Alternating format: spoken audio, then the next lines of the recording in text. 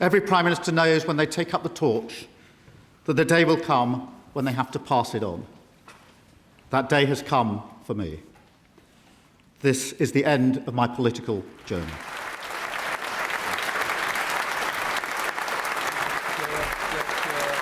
Keir Starmer's final appearance in Parliament as Prime Minister. It was the final Prime Minister's questions of the Starmer era. But what else is happening as he says goodbye? We will discuss on this episode of Newscast. Hello, it's Adam in the Newscast studio. And it's Alex in the Westminster studio. And it is Chris in a different studio, also in Westminster. So you're in different cupboards in the same office? Yeah. That's it, yeah. But they're quite small cupboards, so that it'd be a bit cosy if we were both in the same one. I think that's the logic of this. Yeah, it makes sense. And they're quite warm cupboards too, or at least mine is. Yeah, this one is as well, actually, yeah. How the sausage is made in a series of very small factories. Right, today's episode, we're going to look at Keir Starmer's long goodbye as Prime Minister, because we're recording on Wednesday just after lunch, so it's been Prime Minister's questions. And that really felt, Chris, like the end of the Starmer era, but actually it was just the end of the Starmer parliamentary era, because he is actually still Prime Minister until Monday. Yeah, and he'll still be an MP after that, so there's every likelihood we will see him in Parliament after that. But certainly his parliamentary career as Prime Minister has now come to an end. I've rattled around at Westminster for probably longer than is healthy, on and off, mainly on for more than 20 years. And, you know, you remember these moments. I remember Tony Blair's final Prime Minister's questions. That was particularly big given the longevity of his time in office at 10 years. But yeah, you see that in these moments, the kind of gears that Parliament has. You know, you couldn't have a PMQs like this every week, but Parliament can do sentiment and emotion and the human touch. And I think to an extent that was perhaps magnified this time round with the news of the last few days involving Anne Widdecombe, because it's another thing that brings people across politics together, that shared sense of vulnerability, frankly, and her death, the murder investigation featured in the exchanges. But there was absolutely an undercurrent of sort of warmth and humour. Those who contribute towards the jokes and the punchlines, I think across the piece pretty much had a pretty good week in terms of the lines that they drew up, and the lines were pretty well delivered as well. So no, it was one of those ones that was a privilege to watch and witness. And here is Keir Starmer responding to a obviously comedy topical question about football from the Conservative MP Graham Stewart, who compared the Prime Minister to Jude Bellingham. I think that's the first and sadly probably the last time I'll be compared to Jude Bellingham. But I thank him for that. And on the question of red cards, I can't tell him how much incoming I had a week ago Monday after President Trump intervened for their red card, for me to get the England red card adjusted. Just for the record, Mr. Speaker, I didn't attempt. Alex, what about the exchange with the Leader of the Opposition, Kemi Badenoch? Yeah, just worth saying that wasn't the only football gag throughout the whole of PMQs. There were a fair few, as you might expect. But yeah, I mean, I think it's always quite interesting what tone the opposition parties and also the Prime Minister choose to strike on a day like this, because it has differed if you look back at sort of final PMQs for previous leaders over recent years. But Kemi Badenoch today, I thought, I mean, her whole tone was quite gentle, I suppose, jovial. She was there were lots and lots of jokes and gags in there. She didn't really kind of use the opportunity, as Leader of the Opposition often does, to attack the record of the Prime Minister like you'd expect at a normal PMQs. And there was one kind of moment in it where right towards the end, her final question, when she knew it would be the last time that she faced Keir Starmer across the dispatch box in that format, that she just used that to pay tribute to his family, because we know that when Keir Starmer left office, or said he was going to leave office, in his speech in Downing Street, the thing that he became choked up and emotional about was when he spoke about his family and what they mean to him and the support they've given him. And I thought it was the fact that Kemi Badenoch used her last question to him to thank his family for the support that they've given the Prime Minister, and recognise that actually it's often the families of politicians that have to bear a lot of the brunt of the choices that their loved ones make by going into politics in the first place. So the whole tone from Kemi Badenoch, but also actually from Ed Davey, Leader of the Liberal Democrats, Richard Tice, Deputy Leader of Reform UK, stood up and posed a question, and the whole tone of it was not really like a normal PMQs in any way, shape or form. It was all very friendly, I suppose. And we can get a flavour of that exchange between Keir Starmer and Kemi Badenoch right now. This is my last exchange with the Right Honourable Gentleman, and I know how much his wife and children mean to him, and that they are in the gallery today. As everyone here knows, our families make a huge sacrifice for our choice to enter public life. So I hope he will allow me to draw our time together to a close by thanking them for the love and support they have given him throughout his time in office. Prime Minister. Can I thank her very much for that? It is the last question I'll face from the Leader of the Opposition. And so let me wish her well and her family. We have had robust exchanges across this dispatch box, but she has extended kindness to me privately at very difficult times, including when there was an attempt to burn down our family home, which deeply affected my family. She reached out to me. And when my brother died of cancer, she reached out to me privately, not across this dispatch box. And I thank her for that and the tribute that she's just made to my wife and children, who mean the world to me. I do thank her for that. She knows this is robust and it has to be robust, and that's the way politics is done.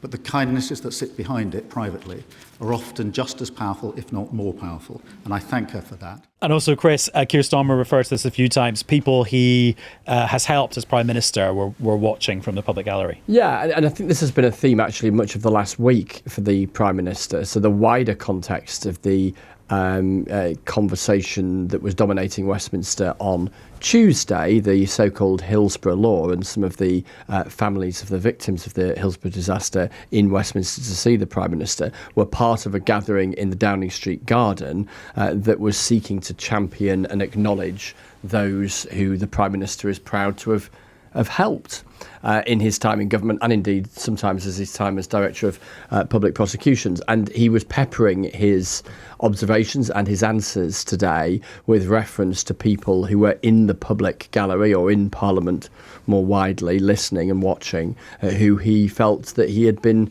a help to, either as a constituency MP or as a Prime Minister. So yeah, many of the answers circling back to one of those examples. And it's also just worth saying on that point, after PMQs, and it happened this week as it normally does, you have like what's called a little huddle with the Prime Minister's political team who try and impart a bit more information to journalists about whatever the government's up to.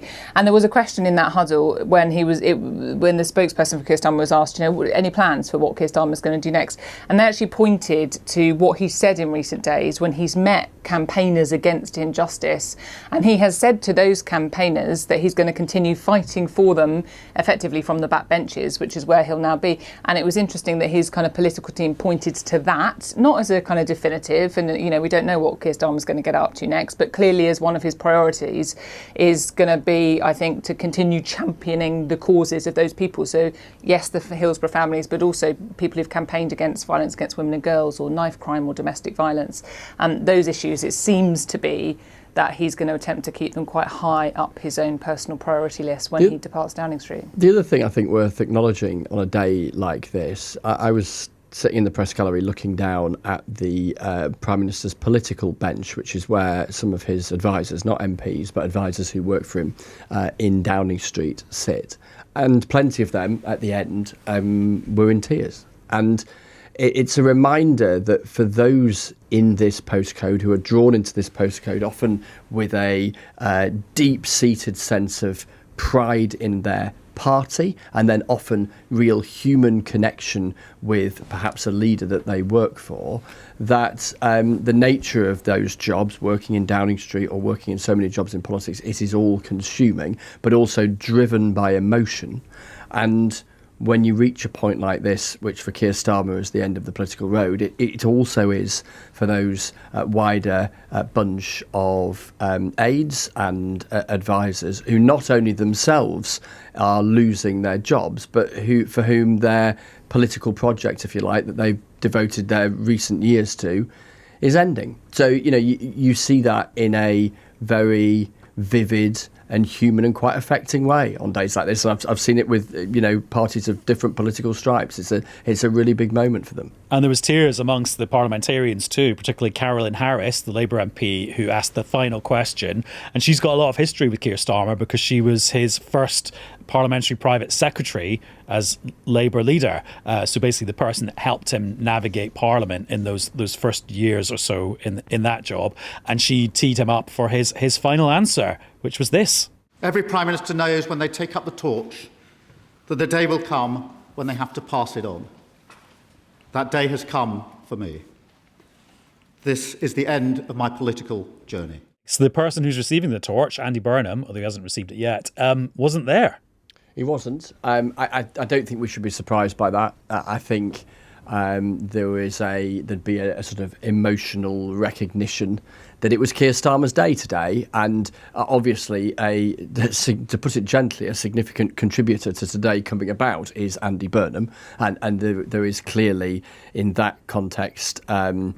It's difficult. It's clearly difficult for the Prime Minister. So I think from Andy Burnham's perspective, even if he had been there and just sat in his seat, our gaze and the camera's gaze would have tilted towards him. There were several references to him during the course of the exchanges. So it didn't surprise me. And, I can't think of anyone in that scenario, the scenario that Andy Burnham finds himself in, who would consider it a good idea to have been in Parliament today, given that this was a sort of warm valedictory occasion for Keir Starmer, rather than the very different nature of how politics will look and feel in terms of our storytelling on Newscast and elsewhere at the end of this week and the beginning of next. It's remarkable, and this is true of many Prime Ministers, how quickly the mood shifts when a Prime Minister is outgoing. If you just think where we were really just a matter of weeks ago before Keir Starmer announced his resignation, and the mood in the Labour Party at that point was fraught, and it was angry, and it was frustrated, and it was spilling out in public, and some of the MPs who were sat on the backbenches today to be there to support Keir Starmer were the very ones that were calling for him to go.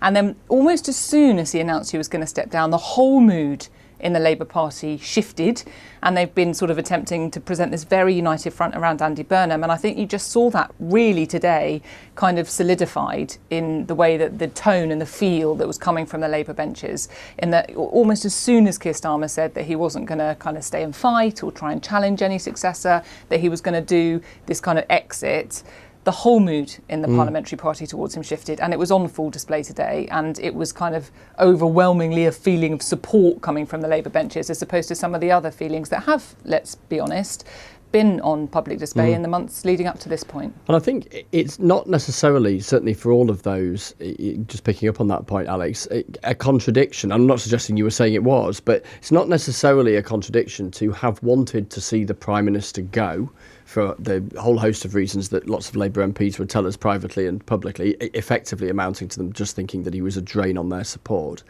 But then also, on a human level, feeling sorry for him, feeling conflicted at the drawbacks, as they might see it, of going through a leadership change. And then also, as plenty of Labour MPs of every sort of instinct will say, that he dragged the party off the canvas after that big loss in 2019 and made them competitive again and won a general election. So it's one of those ones where, if you like, the tangle of emotions, the personal and the professional, all sort of bubble out, really. Yeah, and I think also just a sense that you get from some in Labour at this point of having reached this point, there's a bit of relief after what has been a really fraught and difficult run. And they are, I think, at this stage again, and we don't know what's going to happen in the next months and years, but they are at this stage, I think, feeling a little bit relieved that they are feeling, at least very outwardly, like a united party in a way that they weren't very recently.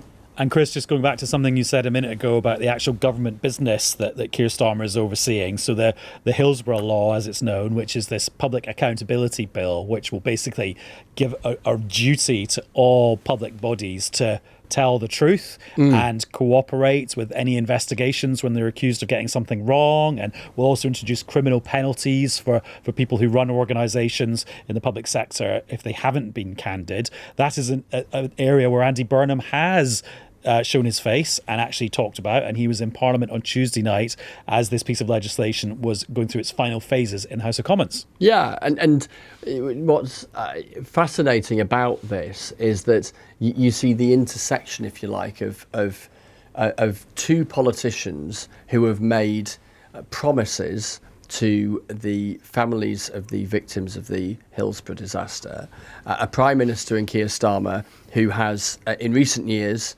led the Labour Party to its annual conference in Liverpool, which has been happening in Liverpool for the last handful of years on the trot, where promises have been made about delivering this Hillsborough law, this duty of candour for public officials. The whole thing got bogged down, in particular around whether or not there should be exemptions for those in the security services.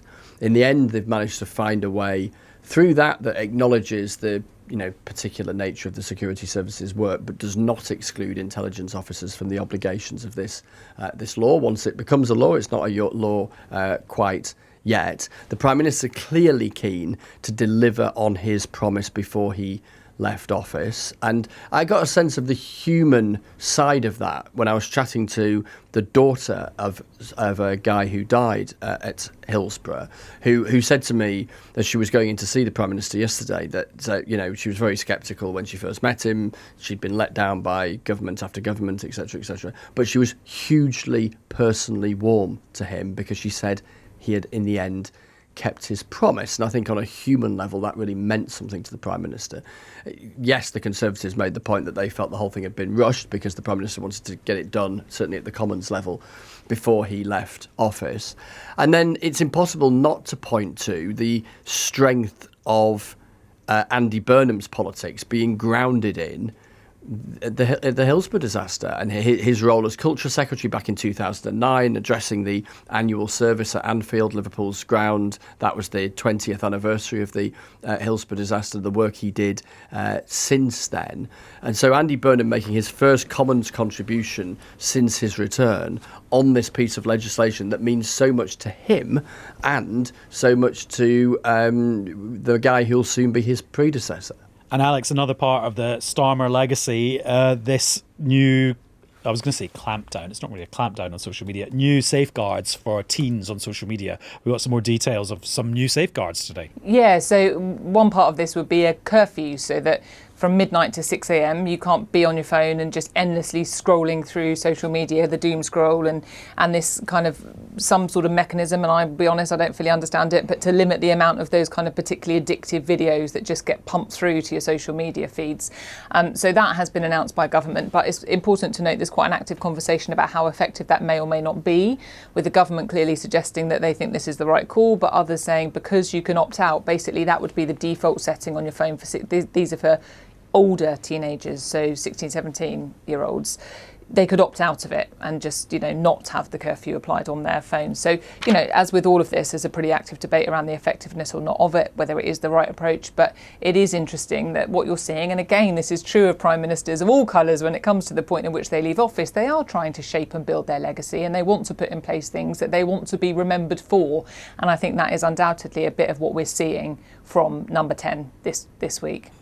And Chris, in terms of Andy Burnham's personnel, it seems he's appointed 3 people as Chancellor, depending on which paper you read. But there's yet only one desk and one job. Well, this is it. Yeah, I mean, I think what's been quite interesting in the last couple of weeks with Andy Burnham is that, broadly speaking, things have been very, very tight. There hasn't been leaks. He's done very little in public. That Commons appearance stood out because there's been so few public appearances. He did one interview with Andrew Marr on LBC, which was relatively short given the volume of questions there is for somebody who's days away from becoming Prime Minister. He's not taken any journalistic questions beyond that, as far as I'm aware of. And yeah, there hasn't been. There's a vast industry of kind of guesswork, frankly, about the cabinet. Lots of people playing fantasy cabinet. In fact, I was at one of the Westminster summer drinks parties the other night, and the fantasy cabinet was the dominating conversation, in which lots of people were assembling plausible arguments for why person X might get job Y. But you could hear the equal and opposite from the next person you spoke to, delivered equally plausibly. The interesting thing here is the extent to which they have managed to keep things tight, or frankly, that they just haven't told many people anything yet. And I think it is more of the latter than the former. On the specific of Chancellor, the central question in his cabinet assembly that Andy Burnham faces is who does he make the Chancellor? And part 1B of that question is, does he give the job to Ed Miliband? Is it Ed Miliband or is it someone else? And the argument you hear from those who would like it to be Ed Miliband is that he knows the Treasury, he used to work there as an advisor, he knows how to run a government department, he knows his own mind and he can deliver. And that he's sympathetic to Andy Burnham's overall political agenda, and he was really pivotal in saying to the Prime Minister pretty early on that he ought to stand down, etc., etc. That those who are sceptical say he's got far too many enemies. He lost the general election as Labour leader. He manages to have political opponents in the trade unions as well as in the oil and gas sector over his scepticism around expanding drilling in the North Sea, and he'll be a giant lightning rod because the papers that are sceptical towards Labour like to sort of throw custard pies in his direction. So that's the essence of the argument that is raging at the moment, and Andy Burnham's got to come to a view in pretty short order.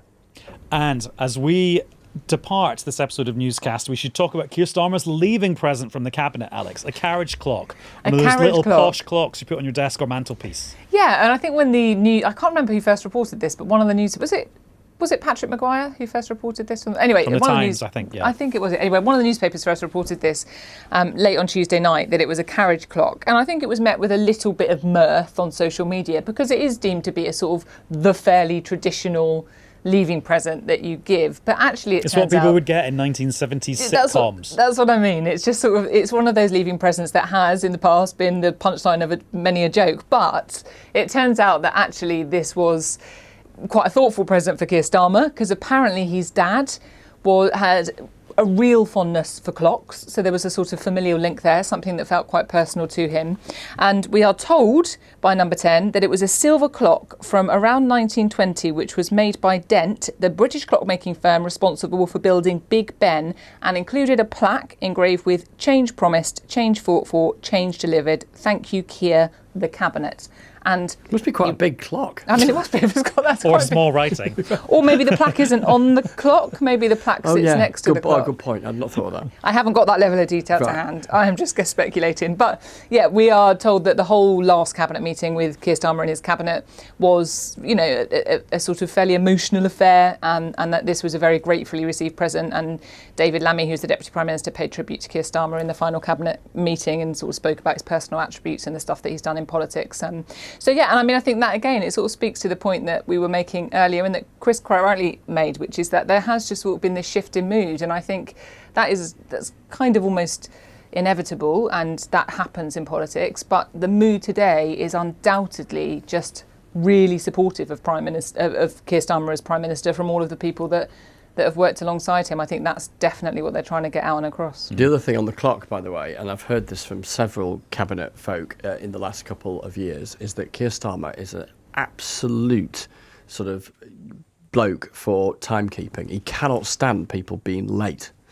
I think he reflected on that with a smile, not least because I think one or two cabinet ministers have found themselves on the wrong end of that when they might have turned up with a coffee in their hand 30 seconds late, and not even realising they're 30 seconds late, but my goodness, the Prime Minister realised it. So I think that was an element of the warmth around the clock, as well as that family connection to his dad. He also got 2 bottles of wine, 1 English sparkling and 1 Pinot Grigio.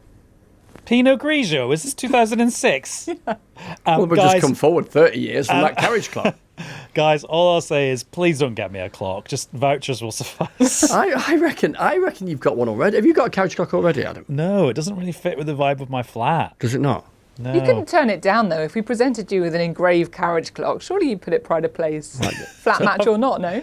We'll start a whip round, Alex, this afternoon. Also, I've now made it sound like I'm leaving. Oh, yeah. No current plans. No current plans. Right, Alex, thank you very much. Pleasure as ever. Chris, thanks to you too. Cheers.